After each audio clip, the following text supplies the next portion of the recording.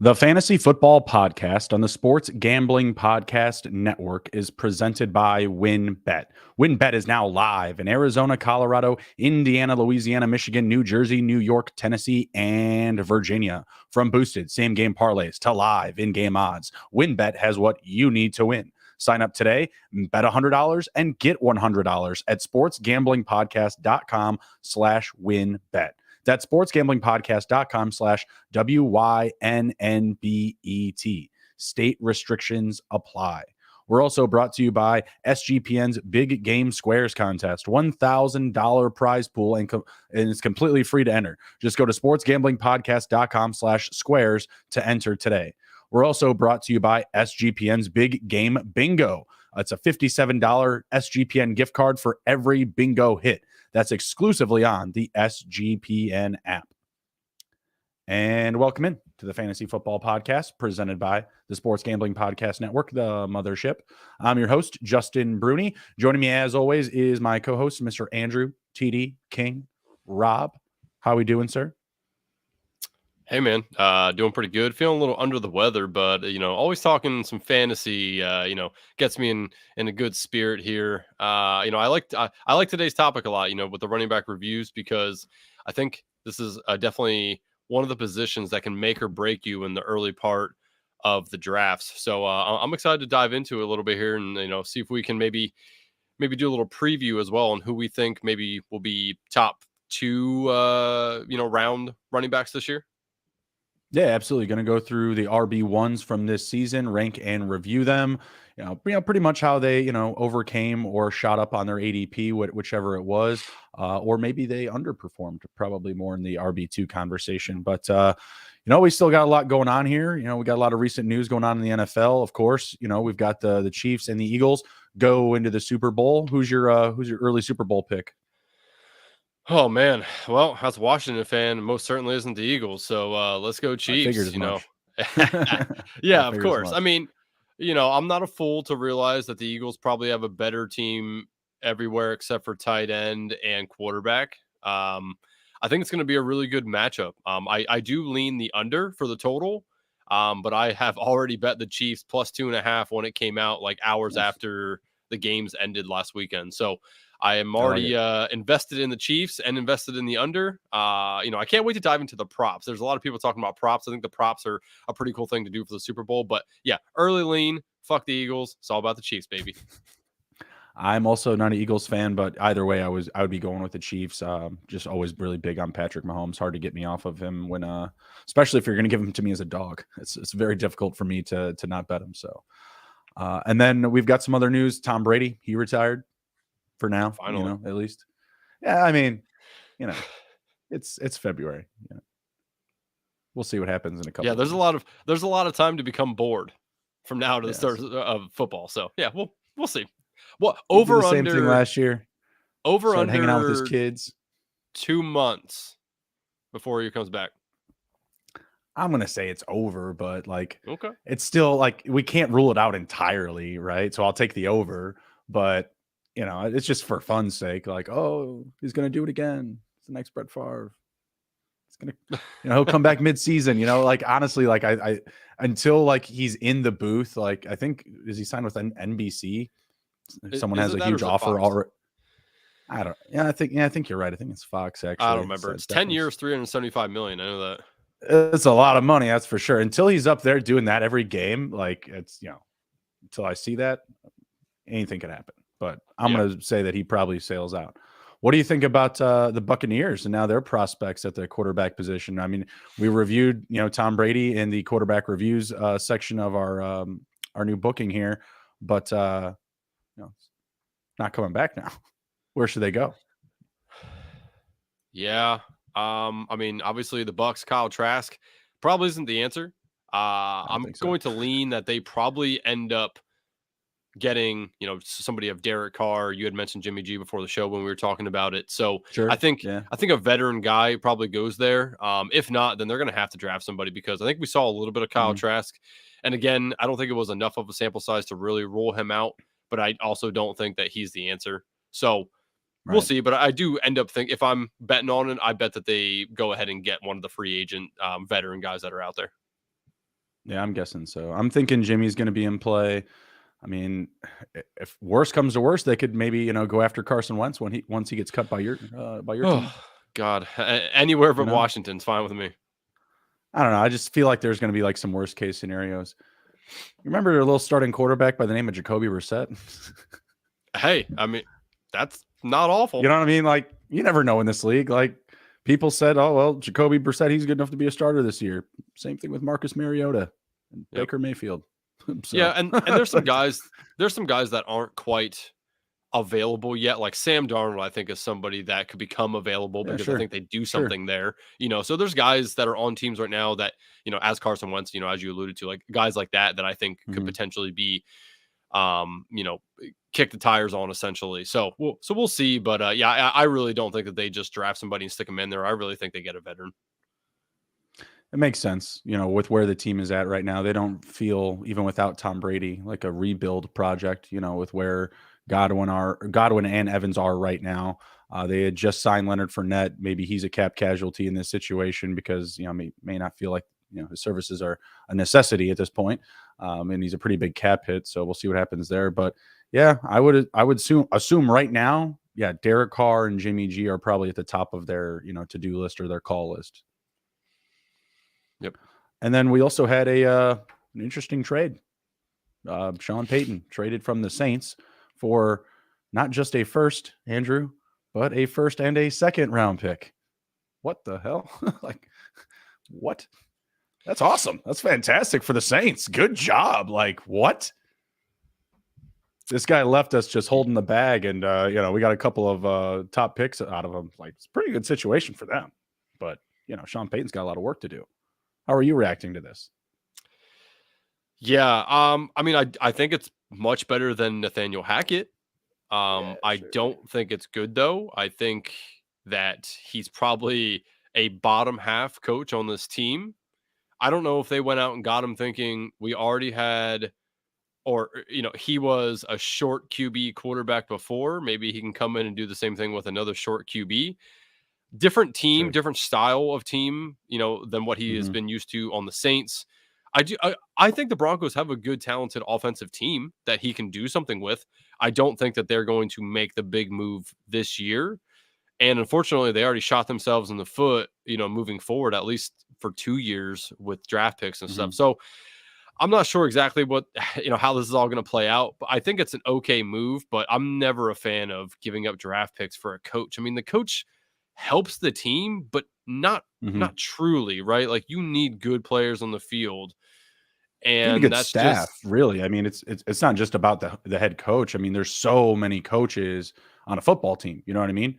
You look at a hockey bench in the NHL, you see like 4 or 5 guys, maybe. You see it. Look at a sideline in an NFL team. Like, my God, there's like double digit coaches. You've got yeah. just on offense an OC, a QB, wide receiver, running back coach, O line coach, passing game coach, passing game coordinator. Like, there's a ridiculous amount of hands that go into that. So I'm echoing your take as well here. Like, a first and a second for, I'm not saying a position that you can necessarily cultivate, but there's a market for it. There's just an open, you can just go and sign anybody. You know what I mean? Like, Eric Bieniemy is like just trying to get a head coaching job somewhere. Like, is he just not good enough for you? Like, for free, for not giving up picks? You know what I mean? And maybe that's not the best example because it's like interdivisional or whatever, but still, like, there's a market. I don't get it. It's not like there's like, oh, there's no receivers available. Like, the Bears have to trade the first pick for DeAndre Hopkins. There's just no one available. There's no market. No, there's a wide open market. I don't get that. So I Yeah. think that was a big ask, but good things should still come for the offense. Like, better things, I would assume still. Yeah. When we Yeah. were talking with Russell Wilson on the review show, we were saying like, yeah, we expect him to have a better year, but not like, leaps and bounds better than this year, but better.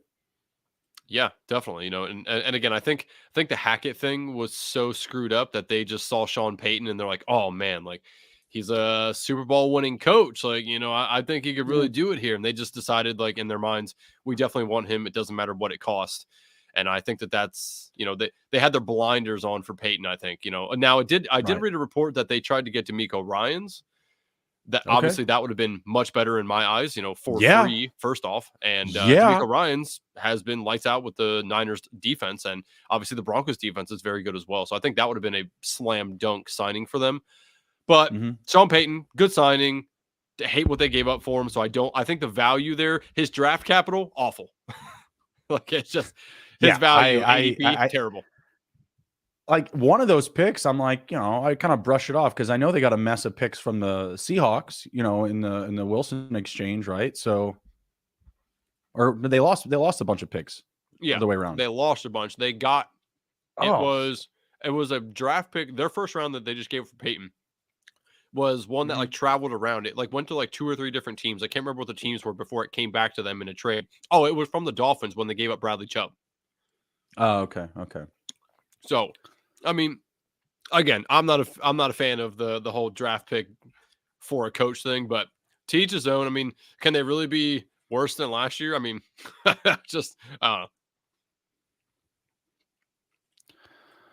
No, they're going to get better from last season for sure. Sean Payton should be a big part of that. Last bit of that, I think that when healthy, Javonte Williams will be a big buy candidate pretty much in every format, right? You move early ADP has him round 7.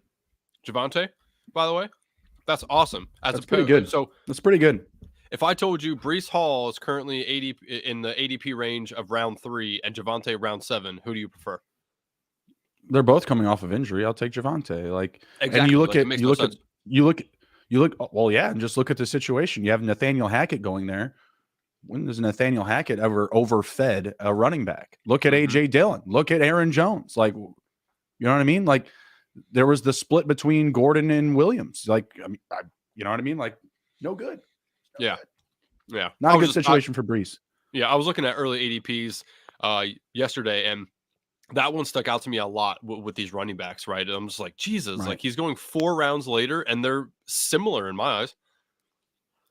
Well, that's a really good segue, actually, into the running back conversation here, because the first guy up I traded for in Dynasty. His name's Austin Eckler. You know what I gave up for him? Breece Hall. Let's see. Oh, damn. Okay. Straight up.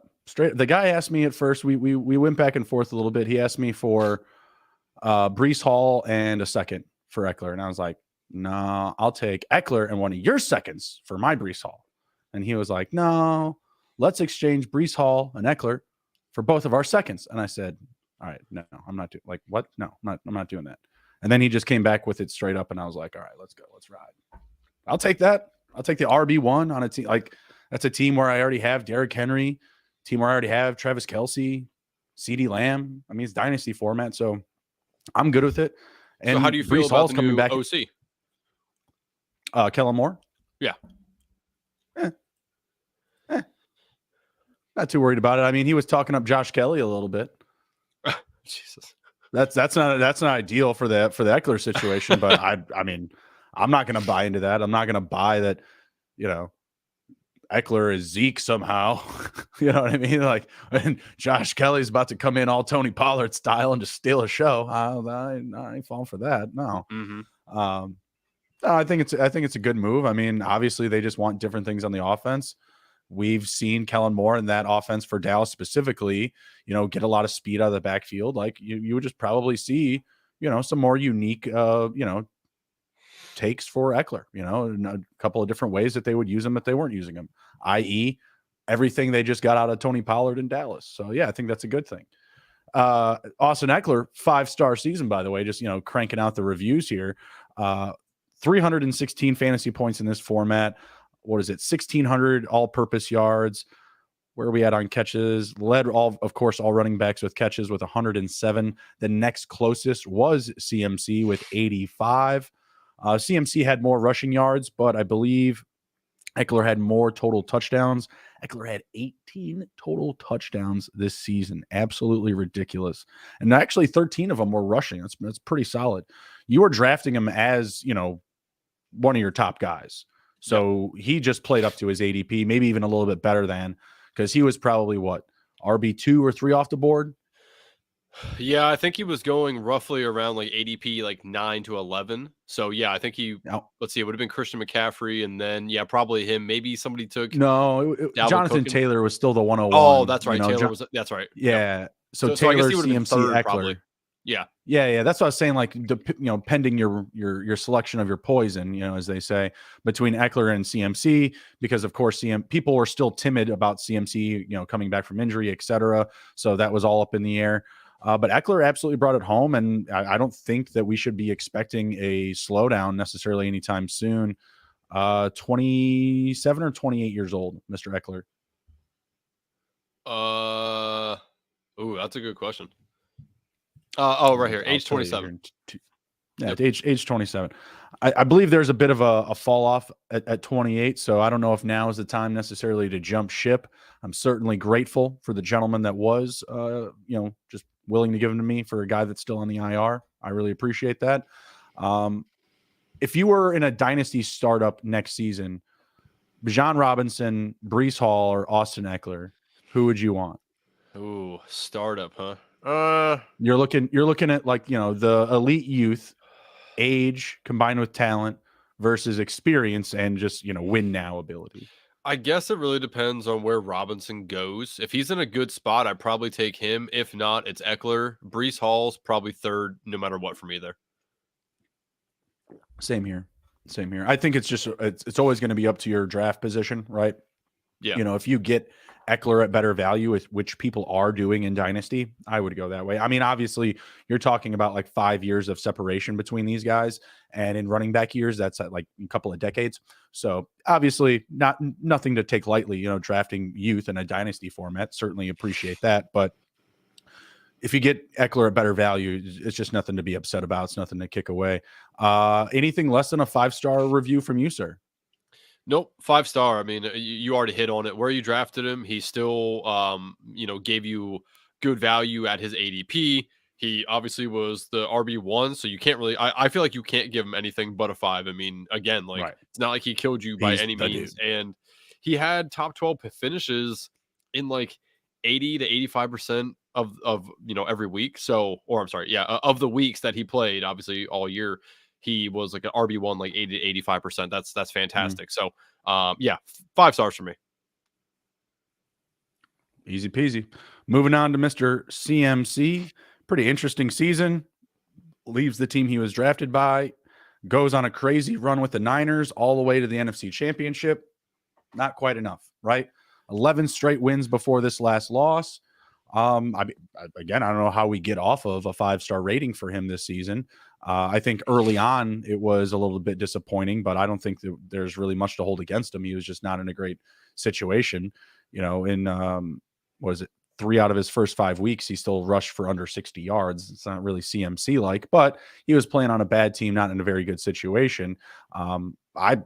Hard for me to get off of 5 stars again. He was second in the league in receptions at the running back position with 85, had 1,800 total yards. Actually, that might be closer to 1,900 all-purpose yards. You can't get off the efficiency again here between these top 2 PPR RBs. Yep, agreed. 5 stars for me. Again, just fantastic workload on both teams. Honestly, it didn't kill you. The trade didn't kill you. I remember talking to my buddy as soon as it happened because I had CMC on a couple teams that were in the same league, and I'm like, man, like, is this good or bad for him? Leaving a team that knows he's the best player, going to a team that he's probably the best player, but again, they have George Kittle, they had Debo. Like, how is this going to affect him? And honestly, he showed us that.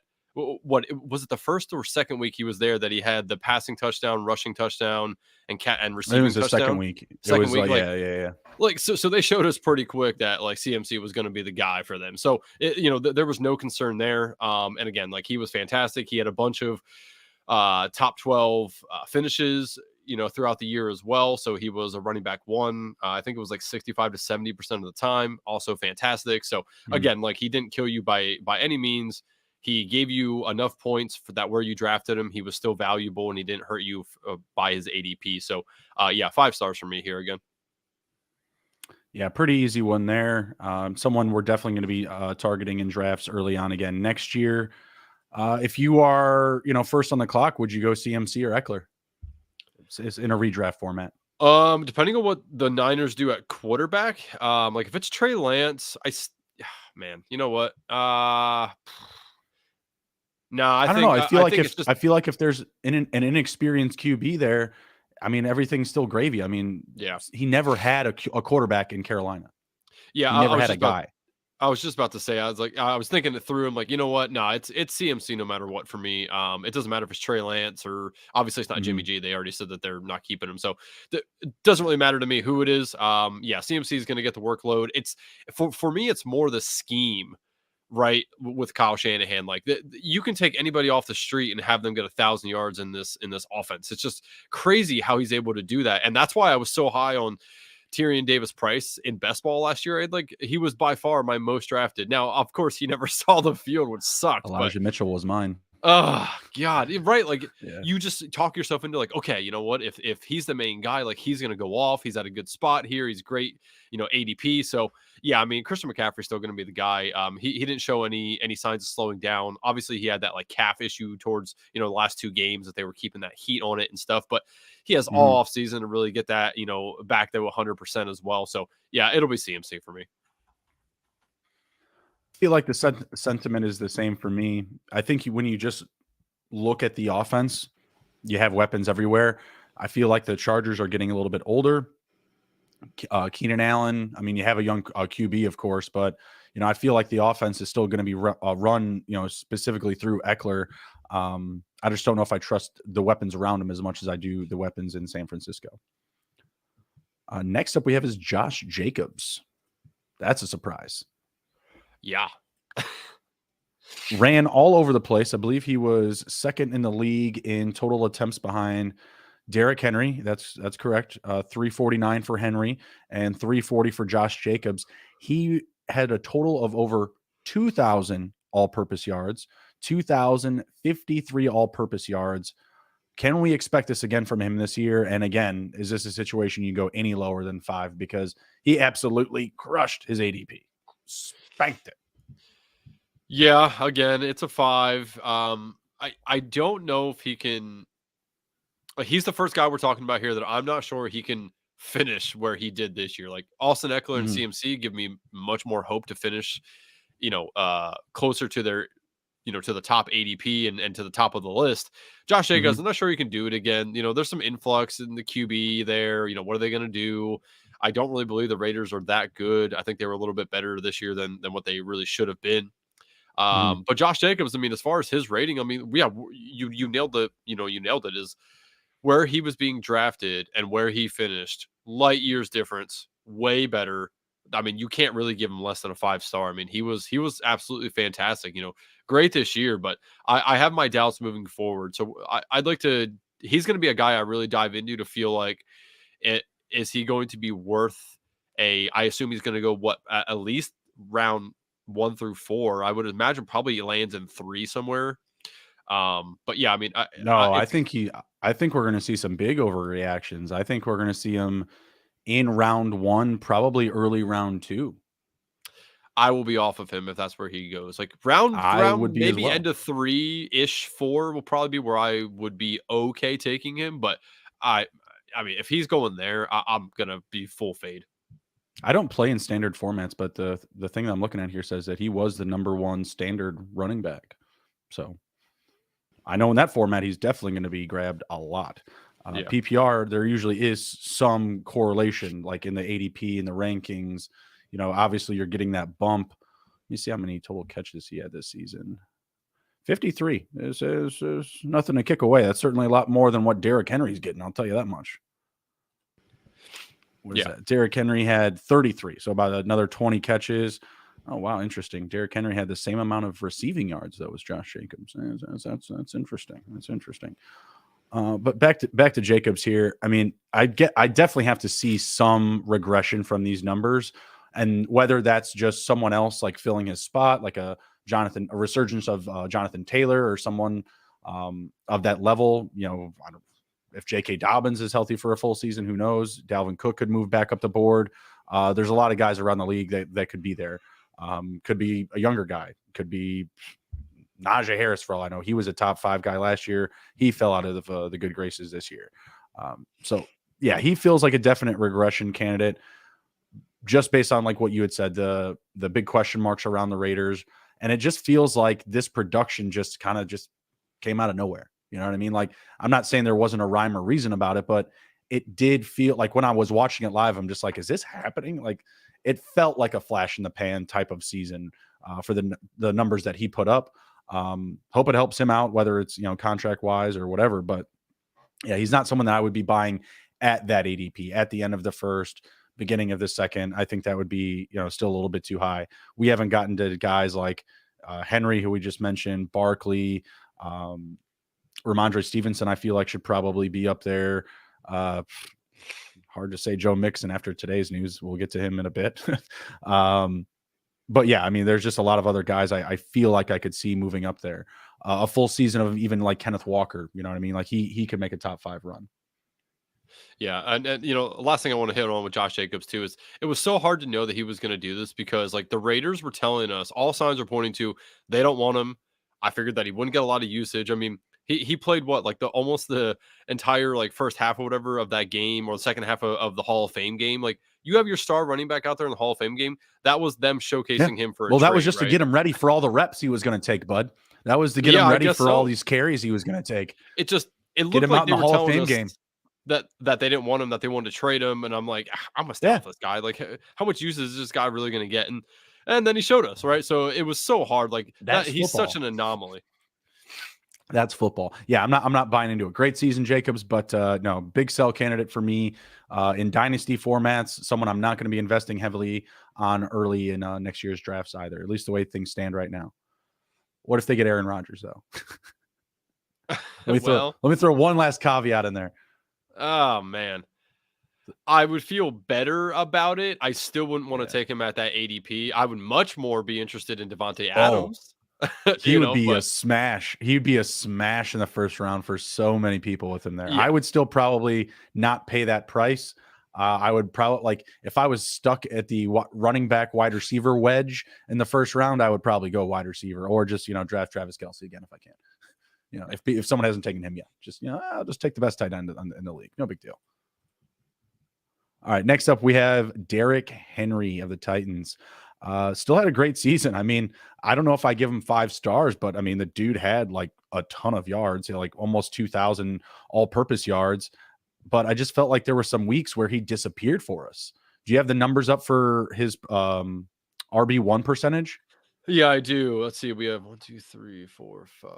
There was definitely some weeks where I was just like, bro, like, I needed those 4 points. I needed an extra couple of yards there, bud.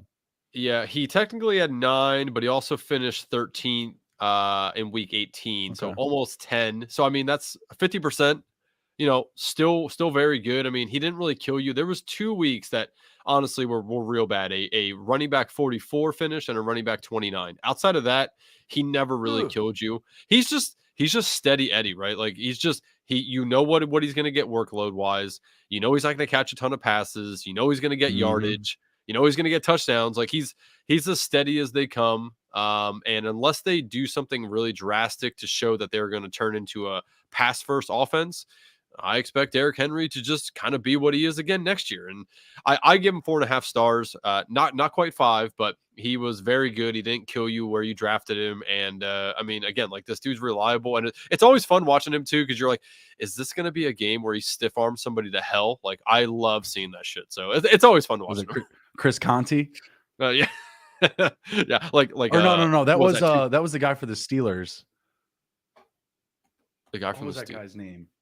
The big tight end. He gave Conti the stiff arm from hell. Oh, you know what, Freiermuth? No, not Freiermuth. It was this big bulky dude. I can't remember his name. It'll come to me. It'll come to me. But Derrick Henry, I can't remember who he did it to. Well, Josh Norman, he did it 2 years ago. Yeah, completely threw him. There was somebody else this year he did it too as well. It's just always fun watching it. Like, the Yeti Obviously everyone calls him the Yeti because he gets better as it gets colder, which again makes no sense outside of this dude's just a massive human being and his body just adapts better than most. But yeah, it is so much fun watching Derrick Henry. So I'll give him a 4.5. Not quite the 5 tier, but he didn't kill you by any means. I'm giving him 4.25 because he laid a goose egg in the championship week. They wouldn't let him play in the fantasy championship because they wanted to save him up and they wanted to, I don't know, not win that game. I guess I don't know what it was, but yeah, I wasn't happy about that. Great season, great year from Derrick Henry, but yeah, not quite a 5-star. I'll give him the 4.25. Andrew's got him at the 4.5. Next up here, so weird. Like Saquon Barkley had less fantasy points than Derrick Henry. It doesn't feel right based on the year that he had. Saquon Barkley over 1,600 all-purpose yards. Was it 10 rushing touchdowns, but 0 receiving touchdowns? That's a little, it's a little interesting. 57 receptions, pretty solid stuff. Format I'm looking at here in PPR, 223 fantasy points. I mean, based off of the seasons we've been getting out of Barkley, I feel like my review would be a 5. I have to imagine he was an RB1 in more than 50% though of his starts. Let's see here. I'm thinking probably similar to Henry, probably like a 4.5, 4.25. He had 8 QB or running back 1 finishes. Another 1 at 14, and then he had 3 at 17. So pretty close on an additional 4. But yeah, I mean, obviously, where you were drafting him, if you were drafted, again, my mind always goes best ball because that's what I love most. Best ball, you were getting him round 3, round 4 towards the beginning of the draft season, which again, excellent value. By the end of draft season, he was going at the end of round 1, early round 2. Again, didn't kill you. I'm going to give him a 4.5. He was just on par with Derrick Henry for me. Seemed, you mentioned it, seemed like he had a much better year than Derrick Henry. Right. And I think probably by eye he did, but by points, obviously he did not. So Saquon just still like he showed the burst this year. I feel like that's what he was missing last year. He showed us that he can have that again. Stayed healthy as well. That's always good to see. And worked really well with Dan Jones. Like this is a running back that I would be concerned for if it's a new quarterback. Because I feel like he really got in a good rhythm with Dan Jones, knowing what he wanted to do. And again, Dan Jones dumped it off to him as well. Like that again, this is a quarterback I would be concerned about if he got a new quarterback, but I don't think that's going to happen. He's definitely going to be in my top 5 next year as well. They should have a decently favorable schedule next year because they will play the 3rd team from whatever divisions we're playing next year. So they'll have a better matchup than most. And again, like he was all around awesome. Another fun guy to watch as well. So that's always an added bonus for me is when you get a guy that you like watching on your teams and you want to tune into him. So Saquon 4.5 for me. Next year in the first round, you're on the clock. We'll say you're at pick 10. You want to go running back.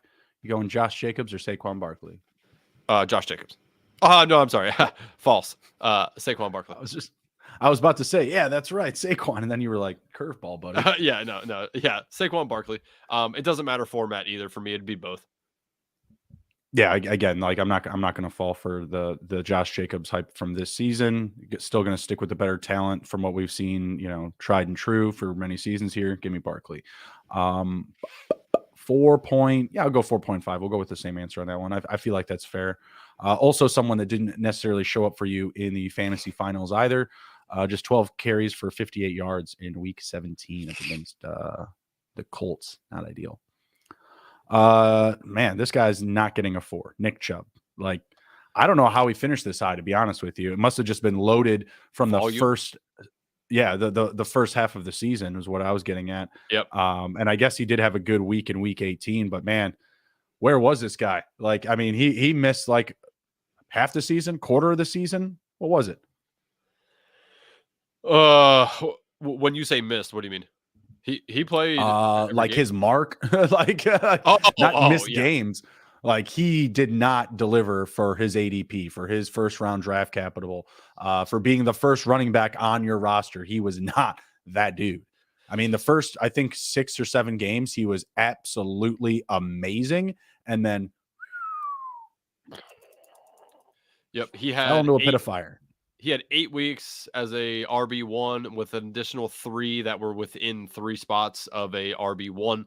So of those eight, how many of them came in the first 8 weeks? 6.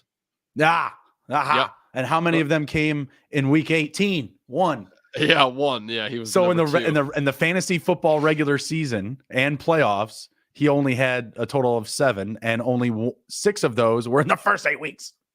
What the hell is and that? Again, people looked at me funny when I know I said it on this show. When we were talking about it. I I had read a couple different, articles and stuff that people were like, man, like he could really have a bad end of the season. And I traded him away in every league I had him in. Somebody was trying to trade me at the beginning of the year. I think it was like week 4 through 6. This dude just kept hitting me up trying to get Jamar Chase or Steph Diggs for me in this league. And I'm like, nah. Like, and again, my running backs were pretty bad, but I just, you could just see the downfall with the teams he was going to play in the latter half of the year, with the way the team was going, with the uncertainty of what was going to happen when Watson came back. Like there was just so many red flags with Nick Chubb. So yeah, I mean, great all through week 8, amazing. They come out of the bye and it's just like meh.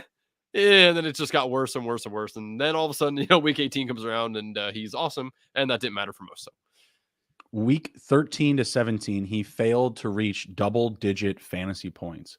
However, in 3 of those weeks, he rushed for over 90 yards, and 4 of those weeks, he rushed for over 80 yards. So, yeah, you're right. He got the volume. He was getting touches. He just wasn't finding pay dirt. 3.5 for me. Maybe that's low to some folks, but this is not fantasy production that you want. Definitely not something that you would come back to eat at. That's for sure.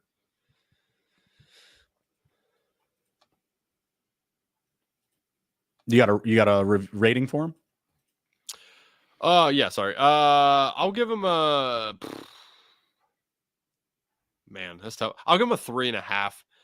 Sure. Again, like he did all his damage at the beginning of the year, latter half of the year. So like, half the year he was good, half the year he wasn't. Didn't really help you in the fantasy playoffs. So I'll 3.5 because again, like he did finish as what was a 6 RB6 in PPR. So you can't really kill him a lot, but I think 3.5 is respectable for him. Oh, I don't think it's respectable. I think it's stinking bad. It should have been a 4.5.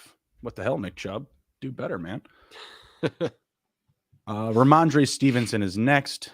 He finished with 198 fantasy points, had 210 carries, and 69 receptions. That puts him at number 4 in total receptions at the running back position. Had over 1,400 all-purpose yards, but just 6 total touchdowns on the season. And I feel like that's where we were left wanting more with Ramondre. Was not finding the end zone enough. Obviously, Dame Harris was still healthy to start the season, so you have to kind of take that into consideration. That's a factor there. But I still felt like it was a pretty good year. Like I was pretty happy with the Ramondre Stevenson shares that I had. They were few because I was not chasing him like many folks were during draft season because of the PPR upside. Everybody was running to him, and they're right. They were correct. That's good stuff. But I was constantly taking Dame Harris at a discount, getting him on the cheap. Most formats that didn't work out for me, obviously, as Ramondre finished as an RB1, top 10 RB. I feel really good about him, though, going forward. Like, I'm going to go with a 4-star rating from this season. And I'm also just very confident what we're going to get out of him going forward. He feels like a guy that's going to be quarterback proof. Like we saw him perform with Zappy. We saw him perform with Mac Jones. Like I feel like whatever they do to kind of answer that, question on their offense at quarterback, like he should be fine. Yep, agreed. I think he's quarterback proof. I also give him a 4-star rating. He finished with was it 1, 2, 3, 4, 5, 6, 7, 6 technical RB1 finishes. He had a week where he was 13, and then 2 more weeks, pretty close as well. So he definitely did not kill you. If you were doing any best ball drafts early in the season, he was going way late. Like he was way down the board for a while. So he was excellent value earlier in the year. As the year went on, obviously in draft season, he crept up and he got to an appropriate draft spot, I think, for what he did. So, he most certainly did not kill you. It did suck, though, the last 3 weeks, week 16, 17, and The big 18, time, yeah. he was bad, so bad. And now he Well, was dealing with an injury. 18 isn't the norm for like Right. championships. So I Yeah. usually use that as the outlier. So the first week of the playoffs, he did perform well. Yes. 19 for 172. I know that you and I both had him in underdog cards that week. That was fantastic.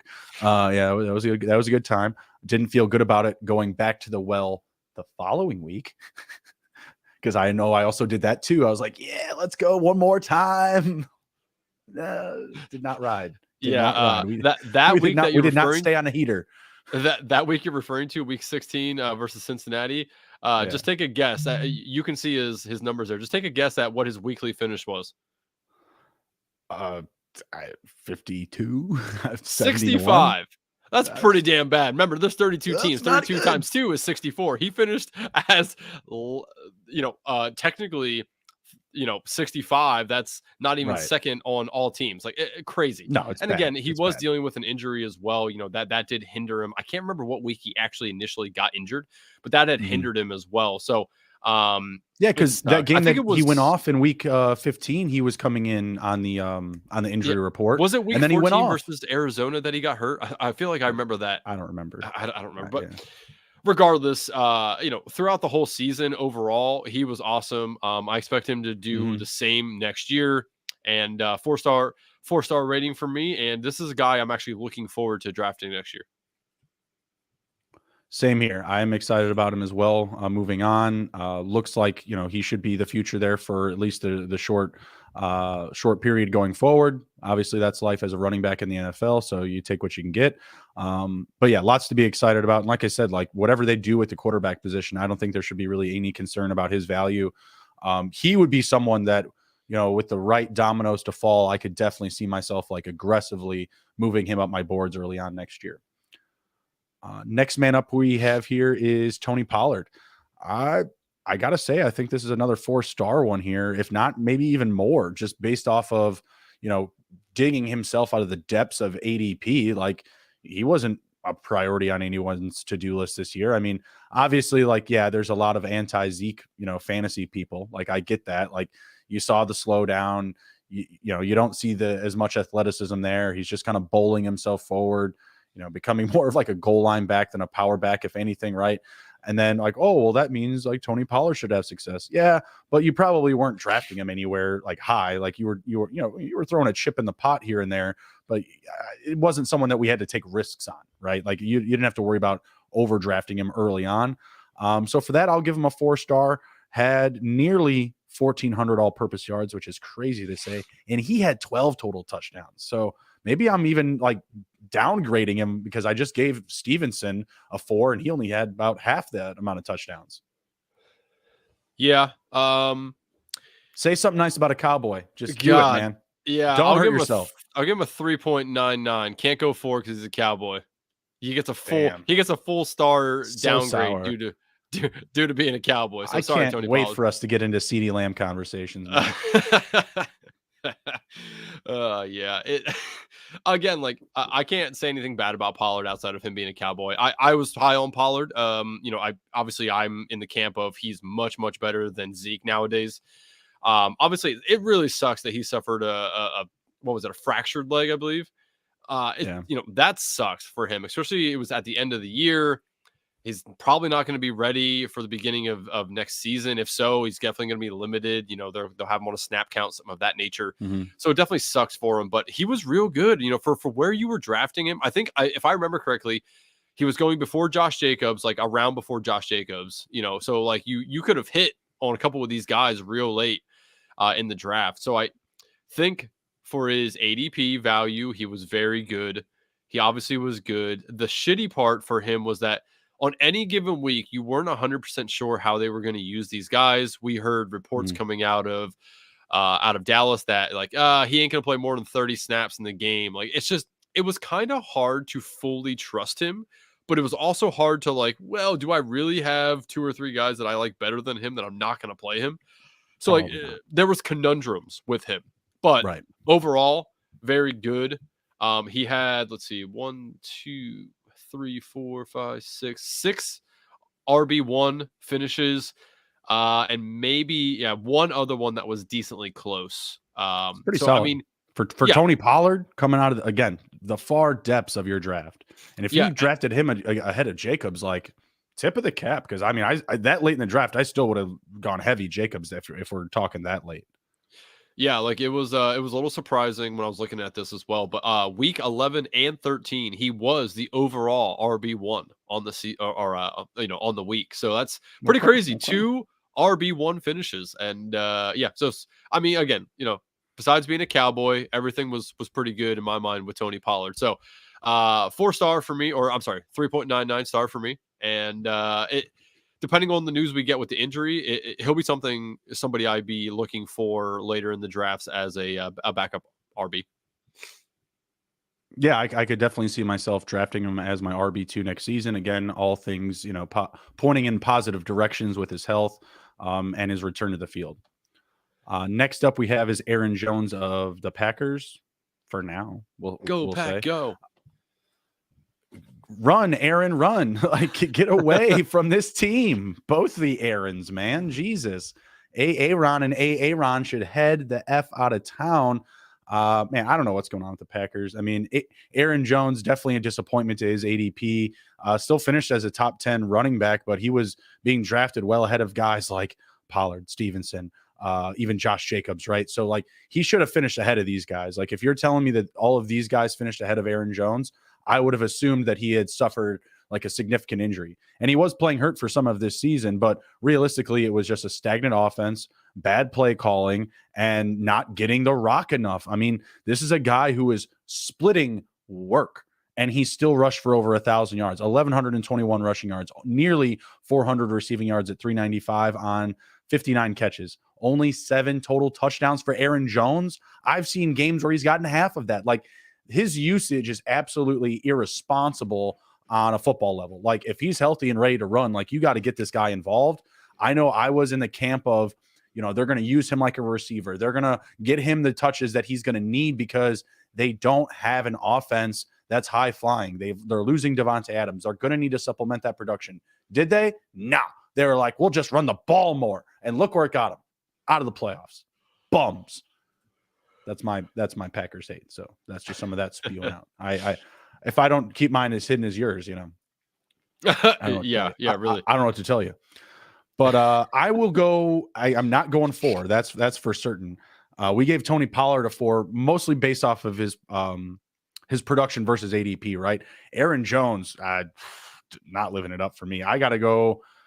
Man, honestly, I'm going to go less than Nick Chubb. I'm going to go 3.25.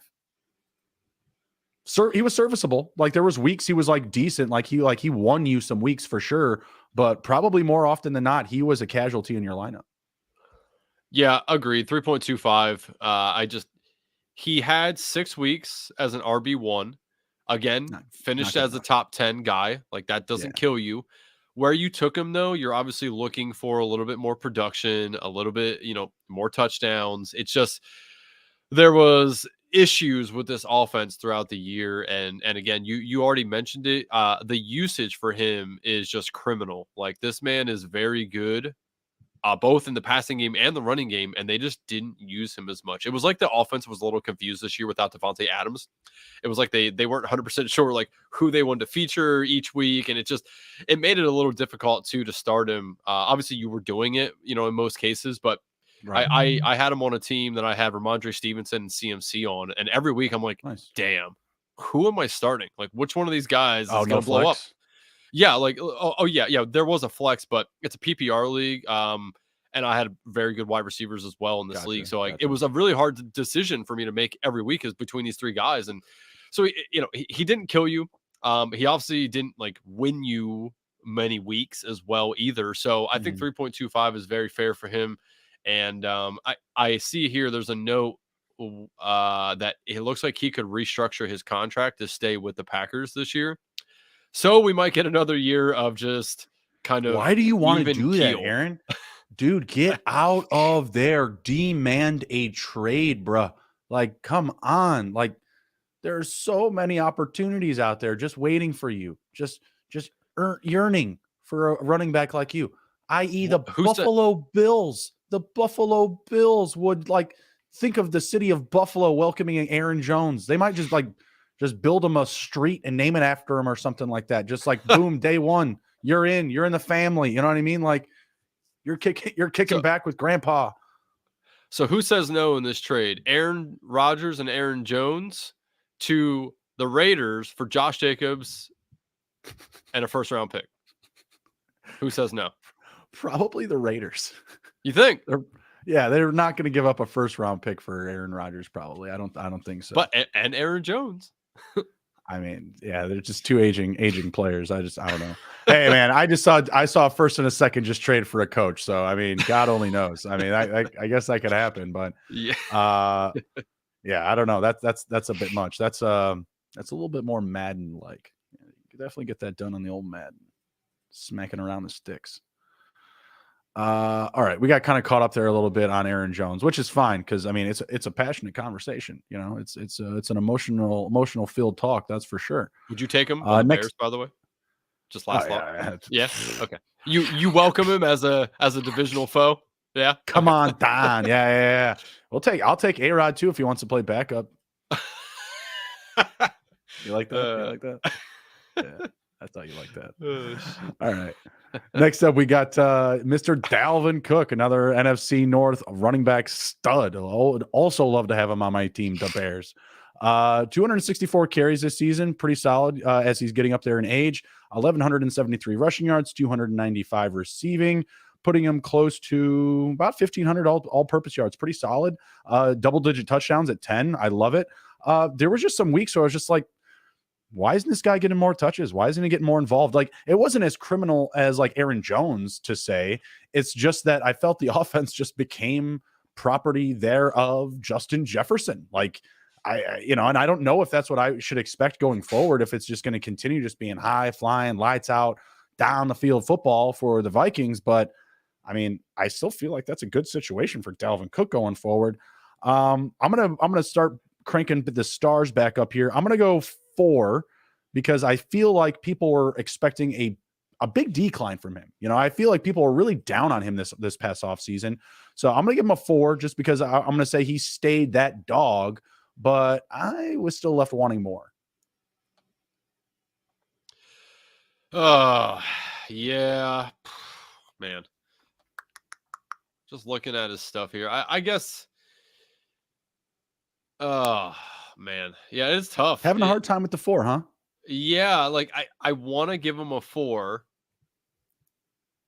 but man, yeah. You know what?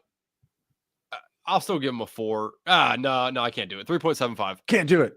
I mean, he was drafted pretty high. He only had 1, 2, 3, 4, 5, 6, 7. He has 7 weeks as a RB1, which is great. That's good.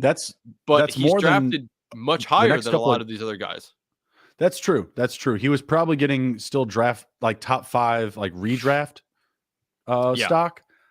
But in a lot of dynasty formats, he was much later than that. Like he was going in like end of the second, early third in dynasty formats. Mm-hmm. So I guess you got to kind of take, both into consideration there. But yeah, I mean, I remember seeing him going really early in redrafts and still thinking like, man, like people are so like down on him this year. I'm so surprised he's going that high, like going like, number 4, number 5, but like in redraft formats, people put on the blinders and, just like, just go with the biggest name they love and can find. So yeah, no, I get it. Like I said, like I was left wanting more for certain. He only had 39 catches on a team that was passing the ball a ton. I would have liked that number to be a lot higher. I don't think it was because like, Alexander Madison's coming for his job, like I cannot stand Alexander Madison or people that love him. That's actually not true. I like a lot of people that like Alexander Madison. I just hate when they bring him up. Yeah, I just still think that Dalvin Cook is really freaking good. Like, yeah, he's getting older. I'm not saying that all of these like great running backs are like Adrian Peterson, but like we've seen a running back like him with a high athletic build and skill set take their career a long way. You know what I mean? And I always just feel like people are just so black and white and up and down with, how they tune to the song of running backs in the NFL. Like, oh, I can't be on this guy anymore because he's a certain age. I'm like, well, like, let's read the room here. Let's check the context of the situation because everybody is different. Everybody has a different background, especially with injuries. So I was pretty satisfied with it. But yeah, again, left wanting more. There were some big weeks. I think it's the catches and the total touchdowns. Like he had 8 rushing touchdowns, 10 total on the season, but they're kind of few far between. No, like there's no like real big run. There's no like real big games. Like we saw Joe Mixon put up a 50 burger at one point this season.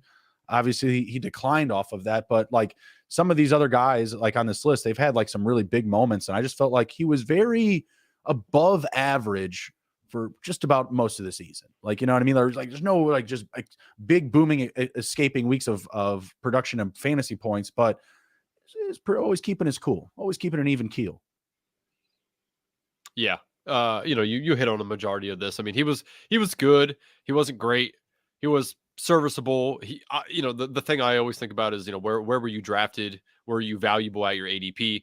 He was kind of lackluster at his ADP, so that's a problem for me a little bit. Yeah. But I mean, moving forward, and again, it was a new offense this year as well. So, did that hinder him a little bit? Maybe. I expect him to be better next year. Depending on what they do. Are they keeping Kirk? Is he giving it one more year? What's the case there? So we'll see. But I mean, overall, like he was very mediocre in my eyes. Didn't lose you many weeks, but also didn't win you a ton of them either. So he's left some meat on the bone a little bit. But next year, I think he can be much better because I think he will drop a little bit. In the ADP, so that'll make him a little bit more attractive. Yeah, some interesting notes here. So this year he finished as PPR RB11. Last year it was 16, and the 2 years before that were, they were booming seasons, number 2 and 6.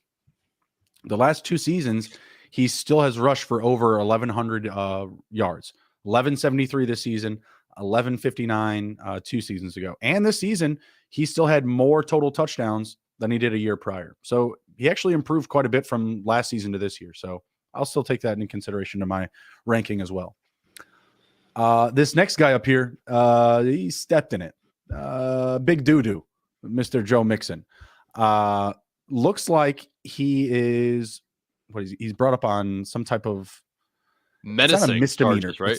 Yeah, I was going to say, it's not misdemeanor. I was about to say, like, what is this? It's menacing.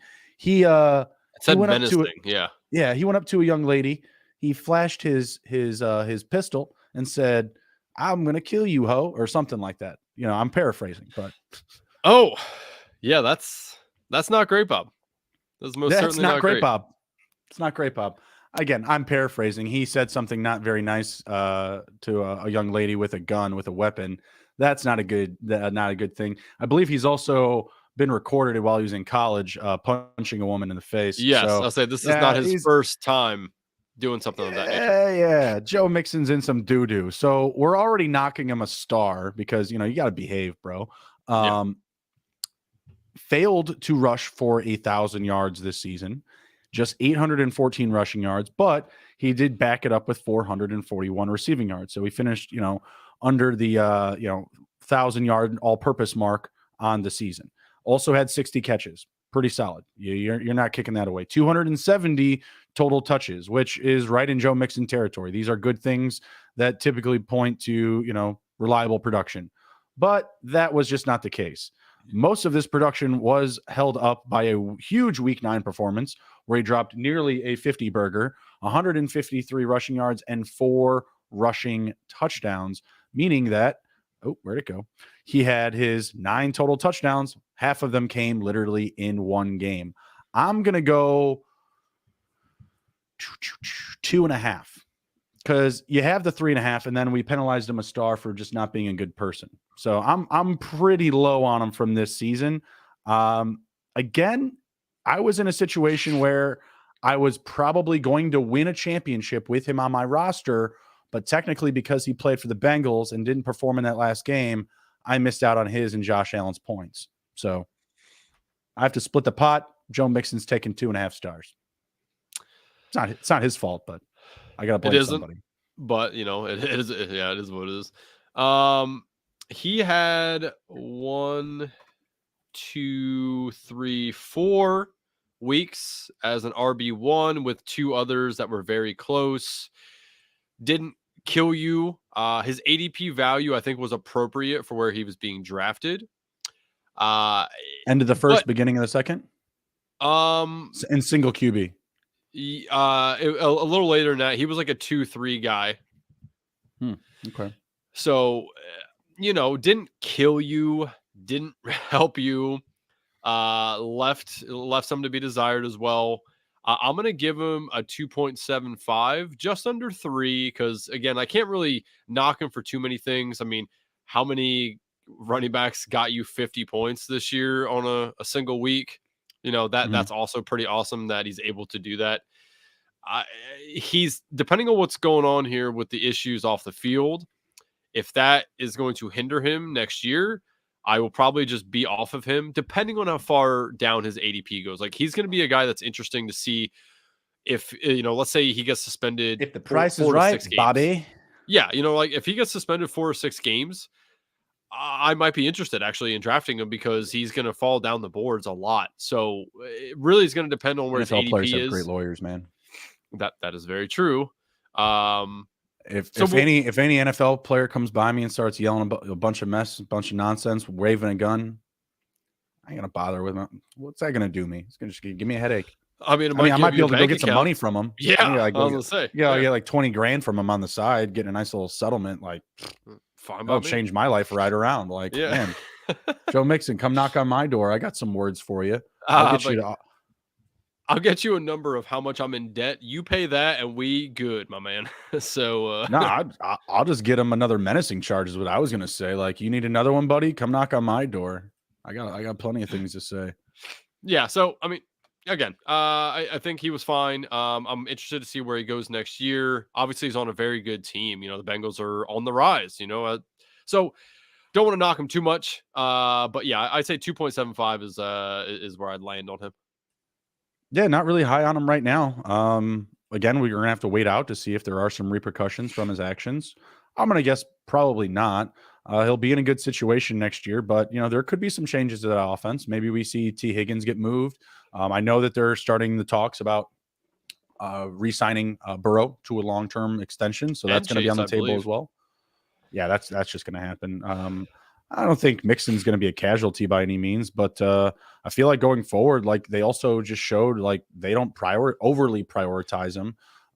They've been comfortable rolling out P. Ryan and Evans, and I'm not saying that those guys are going to have like a bigger roles next year, but we could see perhaps a shift if they need to get creative and move on from Mixon and clear up some cap space or whatever it is. So who would you rather keep? Like if there was a situation like that, would you rather ride with T. Higgins or Joe Mixon? Well, so my school of thought is I'd rather keep T. Higgins because running backs are more or less dime a dozen. But if they're looking to trade one of them, I think you get much more for T. Higgins than you do Joe Mixon. So I guess it really depends on what their mindset is for that. But yeah, I mean, just to answer your question of who do I want to keep, I'd much rather keep Higgins. I would much rather keep Higgins. Longevity of the position, obviously his talent, his potential ceiling. I would love if my Bears would go out and grab him. That would be fantastic. Just get some work done, y'all. No big deal. Oh, you guys are going to go get DeAndre Hopkins and or Mike Evans. It's not, dude. Do not trade that pick for Mike Evans. Like we can make a trade for Mike Evans. Just do not include that first overall pick. And honestly, I'm not ready to give up that pick for Hopkins either. Like, and some people have kind of knocked me for it. Like, well, why not? Like, obviously it's going to change your team overnight. I'm like, yeah, it could change our team overnight for like 4 weeks until he gets hurt. Like I don't even know a player that I would actually trade that pick for. Like CMC, I guess, I don't know anyone else that I would just be like, oh yeah, that's easy. Make that TJ trade. Watt. No. Okay. No. Oh. No. Just feeling you out, man. Yeah. No, I hear you. I mean, definitely. Hey, you look good in a Bears jersey for sure. Khalil Mack looked super sexy in a Bears jersey. May he rest. It's not gone with the Chargers, but it's like dead. He might as well be gone. Like Roquan, yeah. Where I'm just like looking at this dead body defense that we're left with. So whatever. Let's pay some bills really quick because we're gonna get yelled at. because it's super late in the show. So I'm going to talk about one of the greatest sports books of all time, and Andrew's going to cover some contests that we're working on right now with the mothership, this at Sports Gambling Podcast Network. WynnBET is the official online sportsbook of the Sports Gambling Podcast Network. WynnBET is active in a bunch of states, and there are tons of ways to win, including live betting, same game parlays, aka WynnBET's Build Your Own Bet. The big game is here, and WynnBET has you covered. Great promos, odds, and payouts are happening right now at WynnBET. And if you're ready to play, sign up today and receive a special offer. Bet 100, get 100. This is limited to state availability. And of course, if you hit the biggest long shot parlay of the week, you get a $1,000 free credit. There's so much to choose from, and all you have to do is head over to sportsgamblingpodcast.com/WynnBET so they know that we sent you. That's sportsgamblingpodcast.com/WYNNBET. Offers subject to change, terms and conditions at wynnbet.com. Must be 21 or older and present in the state where playthrough WynnBET is available. If you or someone you know has a gambling problem, please call 1-800-522-4700. We got 2 contests for you guys running right now. First one, Big Game Squares contest. SGPN is giving away $1,000 in their Big Game Squares contest. It's completely free to enter. That's right, completely free. All you need to do is follow the Sports Gambling Podcast on Spotify, give them a rating, then go to sportsgamblingpodcast.com/squares to enter for your chance to win a free big game. Again, all you need to do is follow the Sports Gambling Podcast on Spotify, give them a rating, then go to sportsgamblingpodcast.com/squares to enter for your chance to win a free big game square. Next up, we got the big game bingo. Everybody loves bingo, especially old people, but us young people can get attached to it as well. I've played some bingo. I like it. And also make sure to sign up for the SGPN app. Get your own big game bingo card full of all your favorite big game prop bets. If you get bingo, you'll win a $57 SGPN gift card.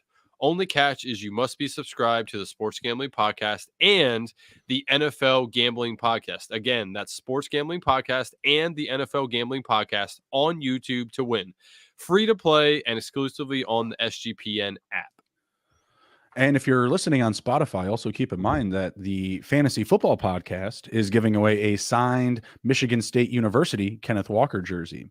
All you have to do is leave a review on our Apple Podcast. That's it. That's all you got to do. Leave a review on our Apple Podcast, and you're instantly entered to win. And we're going to give away the jersey on Super Bowl Sunday. So that's when we'll do the drawing. Probably, I don't know, halftime or just before kickoff, something like that. So be sure to go leave us a review. We really appreciate it. Always be sure to smash the like button and download the episode as well. We got a couple of guys here that we'll close it down with. Been a long one and a good one here. Got Jamal Williams and Najee Harris. That puts us to RB 12 and 13. Mm-hmm. I feel like that's a good way to bookend things for part one here. Jamal Williams, I'm not going to go full 5 stars. I'm not going to go Super Saiyan, but I think I think we'd regret not giving him at least a 4. So I'm going to go 4. I'm not sure. Did he wind up leading the NFL in rushing? He did. 17 total rushing touchdowns this season. Do you know what his odds Henry's were? 13 before the season. Plus 7,000. He was 150 to 1 to lead the NFL in rushing touchdowns. Amazing. What an ultimate bet for people. I know, shout out to Establish the Run. Evan Silva talks about how he made that bet at the beginning of the year. And, I listen to a lot of people and I make a lot of bets based off of other people's opinions sometimes. That's one I really regret not getting on because that's a fucking killer of a bet, right? 150 to 1. It's not every day you hit one of those. So, shout out to them. But yeah, that's crazy great that came through. And again, I mean, you saw what this offense was and how it happened, right? Like Jamal Williams, awesome. Great for him. Overall, cool dude, man. What an awesome guy to watch. Like you never know what the hell he's going to say and talk about. It's just, it's always incredible. Dude. Yeah. The finish to that Packers game, that interview about, he like every single emotion in the human condition was expressed like in that interview. It was so great. Like how he went from like crying and being, remiss that, he's lost his grandfather and then just kind of like, being excited because, he played this well for him. And then he starts getting that dog back at him. Sorry, don't be dogging us. We the Detroit Lions. I heard everyone was picking the Packers. Like, it was great, dude. I was loving it. Absolutely. I mean, that's just a good football player, right? Like great positive attitude. You see that like the kind of like the hard work kind of like rise up, and just the fact that he wasn't going to be like a high profile guy, took advantage of literally every single touch and opportunity this season. I'm going to go 4 stars. I mean, from a fantasy perspective, yeah, there were bad weeks, but this guy was undrafted. You were picking him up off of waivers. Like, don't sit like, yeah, there was maybe some people like that, some high profile, high stakes gamblers, but no one was in on this guy. He was a waiver wire, week 1 waiver wire stud. You know, he was the guy that if you emptied a little bit of that bag early on, it definitely paid off, because obviously he led the league in rushing touchdowns. Wasn't necessarily a home run in the fantasy playoffs. Weeks 15 and 16, he was a complete dud, but he did close it down in week 17 in the championship with 144-yard rushing game and a rushing touchdown. I'm going 4 stars. I don't know what to really expect going forward. I have to just continue to believe that DeAndre Swift will have a role in this offense, a more reliable role. But I'm going to guess that they are going to be the tandem moving forward right now, at least for next season, with the Lions. I don't see that room shifting whatsoever. Yeah. 6 running back 1 weeks for him. Not including week 18, which he was the overall RB1. Eat your heart out, Aaron Jones. That's right.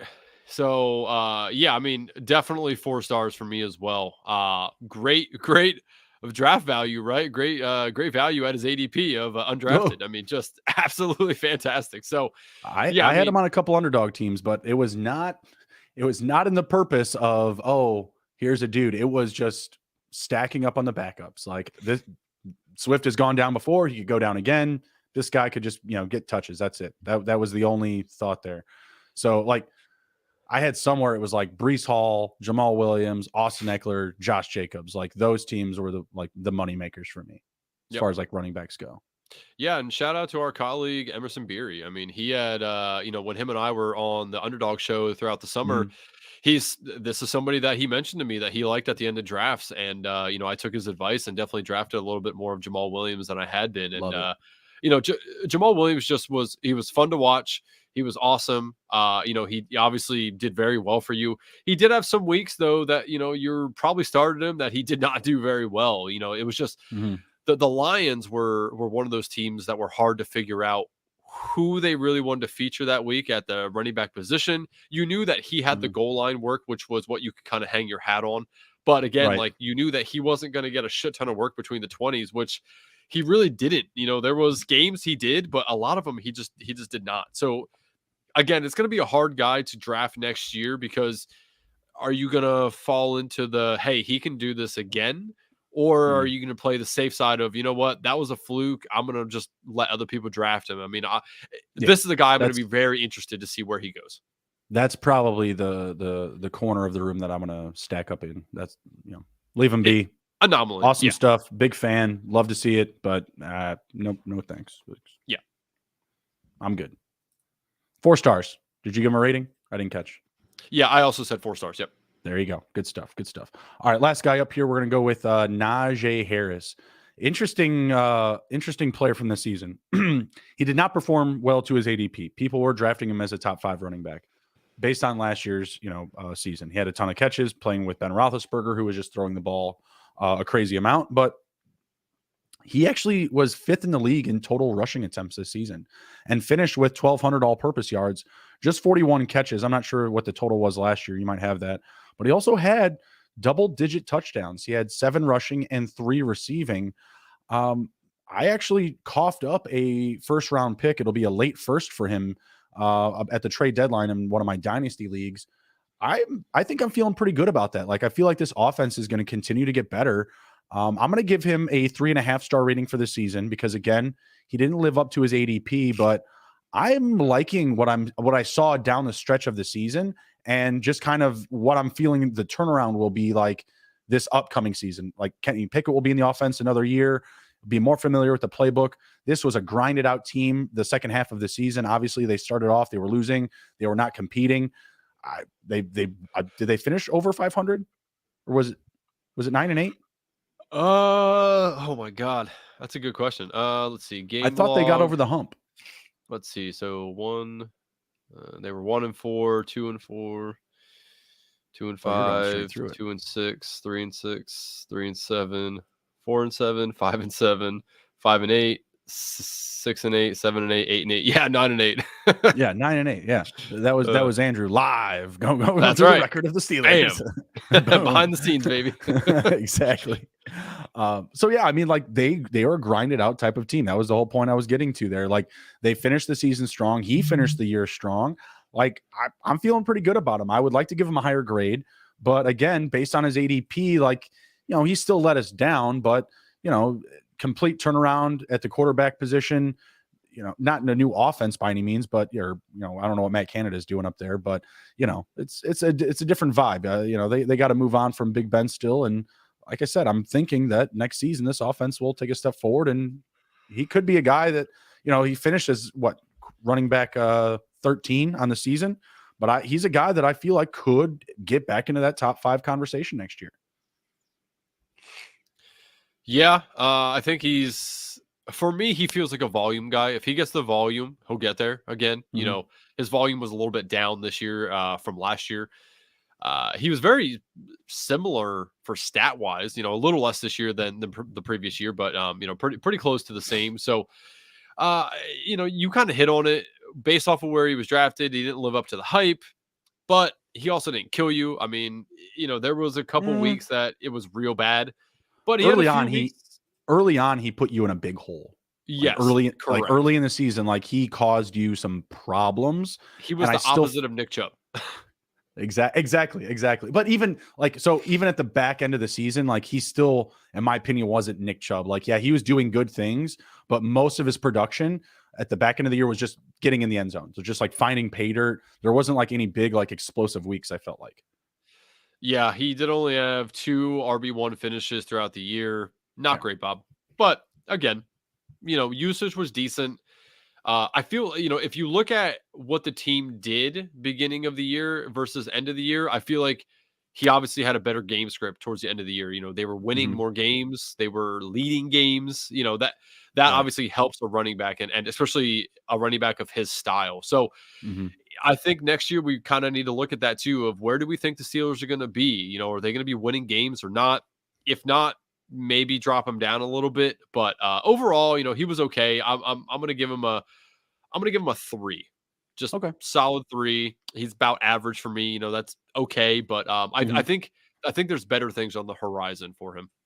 Yeah, I agree as well. I'm excited about this upcoming season for the Steelers. Should be interesting to see what they do. Obviously, they moved on from Claypool, so we're going to see Pickens come up. I'm interested to see if maybe they draft another receiver. When the Steelers draft a receiver, your ears are going to perk up. And Calvin Austin there too. I'm interested to see what he could do potentially in year 2. I think he actually wound up getting hurt, but he was having a decent preseason before that. So we'll see what happens for him in year 2. But yeah, Najee Harris, I give him a 3.5. Andrew gave him a 3, so pretty similar there. Not quite what we wanted. Not quite what we wanted this season, but he didn't completely bury us, like we said. So, all right, we are going to head out for the night. That was a long one and a good one, like we said. You got anything to share with the folks before we go? Oh man, just a lot of stuff coming out on the website. If you have not checked out the website yet, please do go to the fantasy football tab. Lots of stuff coming out. I'll have an underdog. If anybody's playing in the underdog big games, there's like 4 underdog drafts out right now for the Super Bowl. Make sure you look at them as well, because there are obviously different entry fees. They're full PPR now. That's different than throughout the year. It's usually half PPR. As well as there's double ups and triple ups as well. So make sure you're looking at the format so you understand what you're doing and how the payouts and structuring is working for each individual tournament. But I'll have an article coming out for the big bowl game, one that's the $5. I think it's like 113,000 entries into that. There's a lot of fun stuff coming out, for underdog, and so make sure you check out the website. Get on the Discord. We say this all the time. If you guys want to be degenerates and talk about fantasy football and gambling with us, please hop in the Discord. Get at us. Start chiming in. Put your own opinions in there. It's a lot of fun. So, just to hit on the Ken Walker thing one more time, make sure you guys are reviewing. Leave us a review. 5-star review would be awesome. And feel free to hit us up on Twitter as well if you guys have any questions about anything. We don't bite very hard, so make sure you hit us up and feel free to ask away. Stay out of my DMs. Don't bother me. My DMs are open. It's cool. No, you can hit me up anytime. You can find me on the Twitter machine at SGPNJB. He's at Raub23. Take care, be well, be good. And if you can't be good at it. We'll see you.